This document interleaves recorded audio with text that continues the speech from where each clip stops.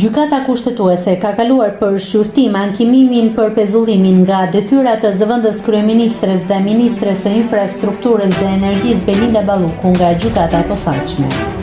Bëhet me dije se me një vendim 5-3 kushtetuesja ka pranuar që të shqyrtojë këtë ankimin i cili mban firmën e kryeministrit Edi Rama. Mbledhja ishte parashikuar të mbajë më datë 4 dhjetor, por u shtyr për datën 12 dhjetor me arsyetimin e kompleksitetit të çështjes, volumit të materialeve shoqëruese, agjendës së gjykatës, si dhe bazuar në kërkesën e disa prej anëtarëve të saj. Nëse klikoni mbi butonin subscribe, do t'ju shfaqen të gjitha publikimet tona.